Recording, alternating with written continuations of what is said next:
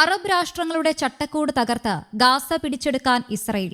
യുദ്ധം അവസാനിപ്പിക്കാനുള്ള അതിവേഗ മാർഗം ഗാസ നഗരം പിടിച്ചെടുക്കൽ പദ്ധതിയാണെന്ന് ഇസ്രയേൽ പ്രധാനമന്ത്രി ബെഞ്ചമിൻ നെതന്യാഹു. ഇതിനായി 3 ഘട്ട പദ്ധതിയാണ് അണിയറയിൽ ഒരുങ്ങുന്നത്.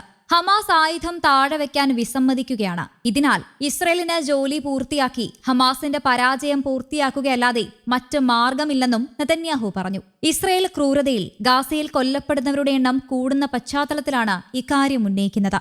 ഗാസയുടെ ഏകദേശം 70 മുതൽ 75% ഇസ്രയേൽ സൈനിക നിയന്ത്രണത്തിലാണ്. എന്നാൽ ഹമാസിന്റെ ചില ശക്തി കേന്ദ്രങ്ങൾ ഇപ്പോഴും പ്രവർത്തിക്കുന്നുണ്ട്. ഹമാസിനെ ഈ കേന്ദ്രങ്ങളിൽ നിന്ന് തുടച്ചു നീക്കാൻ ഗാസ നഗരം പിടിച്ചെടുക്കുക അല്ലാതെ വേറെ വഴിയില്ലെന്നും ഇസ്രയേൽ പ്രധാനമന്ത്രി പറഞ്ഞു. ഇസ്രയേൽ ഗാസ കൈവശപ്പെടുത്താനല്ല, മറിച്ച് സ്വതന്ത്രമാക്കാനാണ് ആഗ്രഹിക്കുന്നതെന്ന് നെതന്യാഹു പറഞ്ഞു. ഗാസയിലേക്കുള്ള സഹായം വർദ്ധിപ്പിക്കുന്നതിനുള്ള 3 ഘട്ട പദ്ധതിയും നെതന്യാഹു വിശദീകരിച്ചു.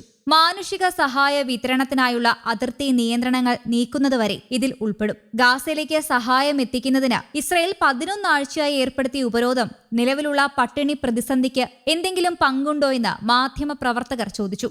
ഇവിടേക്ക് എത്തിക്കുന്ന സാധനങ്ങൾ ഹമാസ് കൊള്ളയടിക്കുകയാണെന്നാണ് നെതന്യാഹു ഇതിന് മറുപടിയായി കുറ്റപ്പെടുത്തിയത്. അതേസമയം പട്ടിണി മൂലം ഗാസയിൽ മരിക്കുന്നവരുടെ എണ്ണം ദിനംപ്രതി കൂടുകയാണ്. പട്ടിണി മൂലം തകർന്ന ഗാസയിൽ പാരച്യൂട്ട് വഴി എത്തിച്ച ഭക്ഷണ പൊതി വീണ് 15കാരൻ ഇന്നലെ മരിച്ചിരുന്നു. മുഹമ്മദ് സക്രിയ എന്ന പലസ്തീൻ ബാലനാണ് മരിച്ചത്. കുട്ടിയുടെ സഹോദരൻ മുഹമ്മദിനെ ആശുപത്രിയിൽ എത്തിച്ചെങ്കിലും ജീവൻ രക്ഷിക്കാനായില്ല.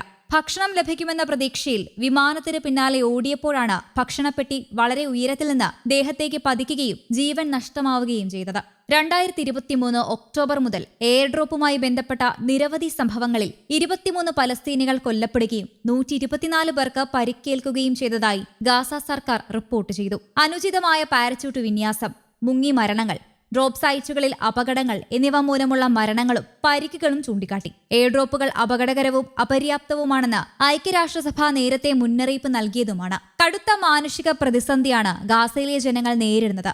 വ്യാപകമായ പട്ടിണിയും കുഞ്ഞുങ്ങൾക്കുള്ള പാൽ, മരുന്ന് തുടങ്ങിയ അടിസ്ഥാന സൗകര്യങ്ങളുടെ പരിമിതമായ ലഭ്യതയും കാരണം ജനം നെട്ടോട്ടമോടുകയാണ്. കഴിഞ്ഞ 24 മണിക്കൂറിനുള്ളിൽ 11 പട്ടിണി മരണങ്ങൾ ഉണ്ടായതായി ഗാസ ആരോഗ്യ മന്ത്രാലയം റിപ്പോർട്ട് ചെയ്തു. ഇസ്രയേൽ നിയോഗിച്ച കരാറുകാരുടെ ഭക്ഷണ വിതരണ കേന്ദ്രങ്ങളിൽ സൈന്യം നടത്തിയ വെടിവെപ്പിൽ 26 പേരടക്കം ഗാസയിൽ ഇസ്രയേൽ ആക്രമണങ്ങളിൽ ഇന്നലെ 39 പലസ്തീനികളാണ് കൊല്ലപ്പെട്ടത്. ഇതോടെ ഇതുവരെ കൊല്ലപ്പെട്ട പലസ്തീനികളുടെ എണ്ണം 61,430 ഇസ്രയേൽ ഉപരോധത്തിന്റെ ഫലമായി പടർന്ന പട്ടിണിയിൽ മരിച്ച കുട്ടികളുടെ എണ്ണം 100.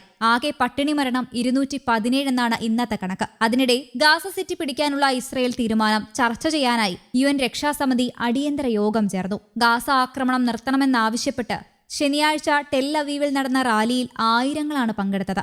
ലണ്ടനിൽ പലസ്തീൻ ആക്ഷൻ എന്ന സംഘടനയെ പിന്തുണച്ച് പ്രകടനം നടത്തിയ 474 പേരെ പോലീസ് അറസ്റ്റ് ചെയ്തു. ഈ സംഘടനയെ UK സർക്കാർ കഴിഞ്ഞ മാസമാണ് നിരോധിച്ചത്. News desk, Kerala Kaumudi.